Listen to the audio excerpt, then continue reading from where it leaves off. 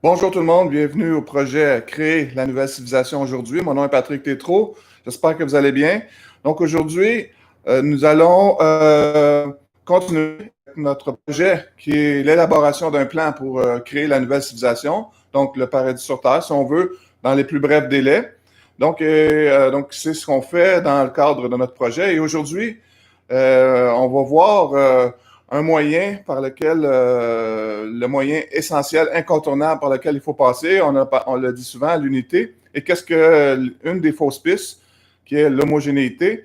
Donc, pourquoi l'unité? Eh bien, ce qu'il faut créer pour en arriver à créer, pour éventuellement contrôler notre création collective, c'est créer ce qu'on appelle l'autorité collective, l'autorité citoyenne, c'est-à-dire accéder, avoir le contrôle de notre pouvoir décisionnel collectif, donc citoyennement, avoir ce contrôle-là citoyennement, donc les individus, les personnes, les citoyens.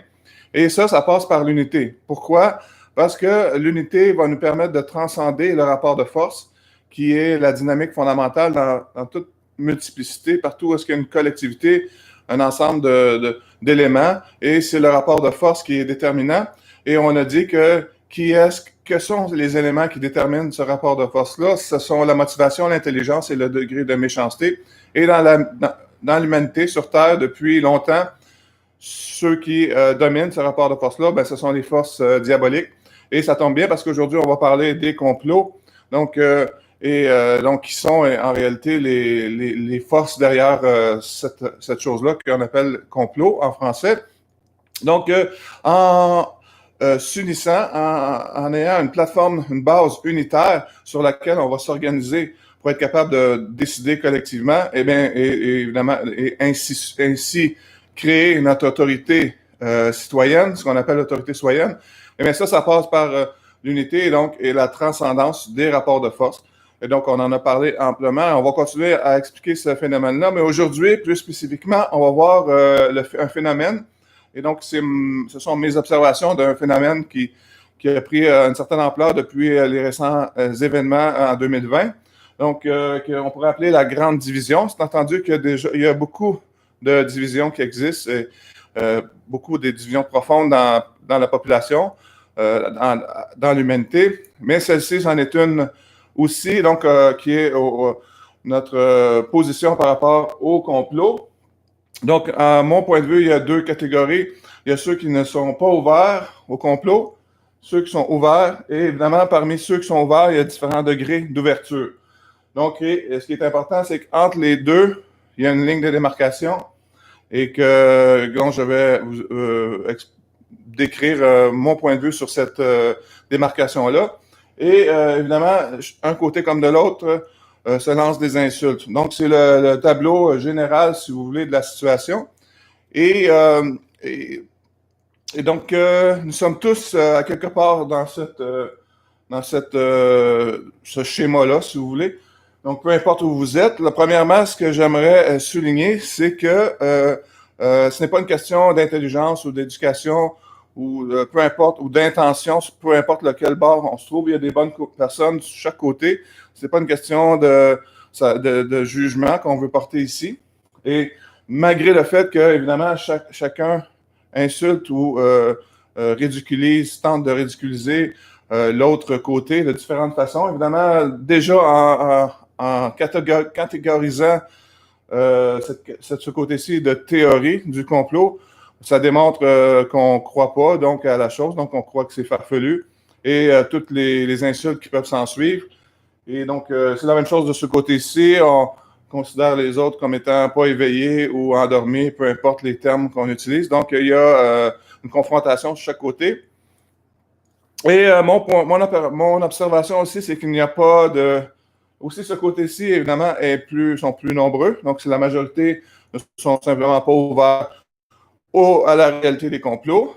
Et il n'y a pas de conversion. Donc, peu importe ce que certains semblent en dire, dernièrement, il n'y a pas vraiment, il peut y en avoir, mais il n'y a pas beaucoup de conversion de personnes qui sont ouvertes, qui ne sont pas ouvertes, qui deviennent ouvertes, et donc ainsi de suite. Évidemment, c'est difficile de revenir en arrière. Donc, ce qu'on peut avoir, c'est des gens qui sont sur un côté et qui absorbent de nouvelles informations et donc qui font des recherches et peuvent, d'une certaine façon, ouvrir ou évoluer, si on veut, sur ce côté-ci. Mais il était déjà ouverte. Donc, c'est mon observation. Ensuite,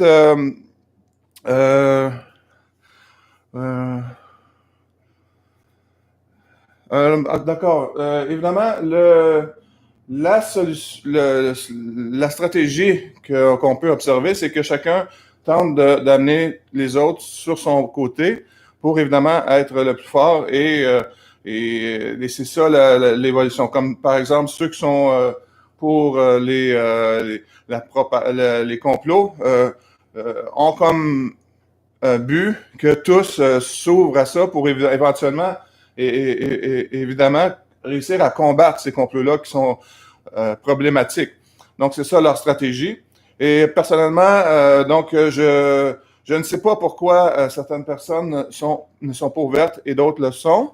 Et on peut tenter des explications, mais mon point de vue, c'est que probablement que c'est mieux ainsi. Parce que, évidemment, je suis, comme je vous l'ai dit, je suis évidemment sur ce côté-ci, même plutôt haut dans l'échelle d'ouverture, ce qui ne veut pas dire qu'on est mieux ou pas, là, c'est juste qu'on est plus ouvert. Et donc, si toute l'humanité était ouverte au complot, mais ça l'amènerait probablement à une confrontation directe avec ceux qui sont derrière ces complots-là. Et comme je l'ai mentionné, je crois, en fait, ce sont c'est la synagogue de Satan qui est derrière les complots. Et donc, c'est la synagogue de Satan sur Terre. Et évidemment, c'est ce à quoi on se confronte dans cette dynamique-là. Et c'est écrit d'ailleurs dans la Bible qu'on n'a pas affaire à la chair et au sang. Donc, on doit combattre les dominations et d'entrer au lieu. Donc, ça fait référence à ça. Ce sont ce que sont en réalité les complots. Et donc, ça fait le tour. Et donc, je crois que c'est important, ceux qui travaillent, qui décident de tenter d'informer les gens, de diffuser ces informations-là sur les complots. Par contre, je n'en fais pas partie. Je crois que c'est important que ce soit fait, mais ce n'est pas la solution parce qu'évidemment, comme on vient de le mentionner, la majorité des gens ne sont pas ouverts à la chose et c'est pas ainsi qu'on va réussir à gagner la partie. De toute façon, l'idée,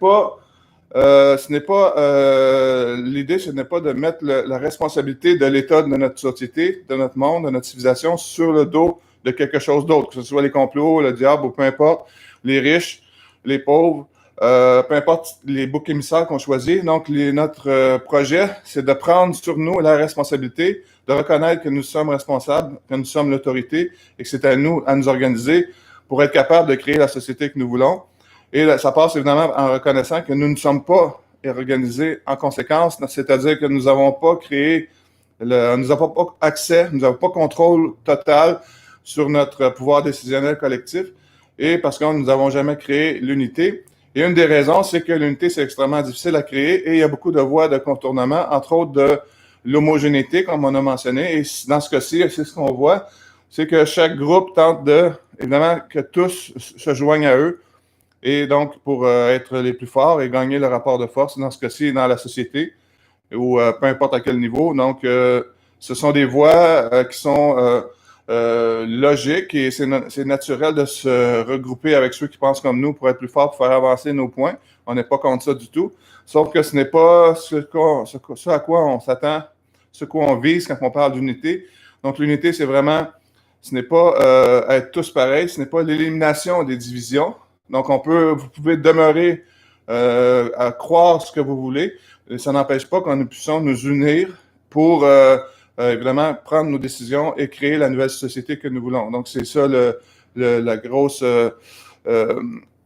question et c'est ça le point important qu'il faut comprendre dans le cadre de notre projet. Donc, parce que même si nous arrivions à éliminer les complots, les choses ne seraient pas réglées pour autant. Et donc, c'est important de reconnaître que c'est à nous, la balle est dans notre camp, c'est notre responsabilité. Donc, c'est à nous à nous organiser pour être capable de créer le monde qu'on veut. Et c'est ce qu'on fait ici dans notre projet. Et donc, j'espère que c'était suffisamment clair sur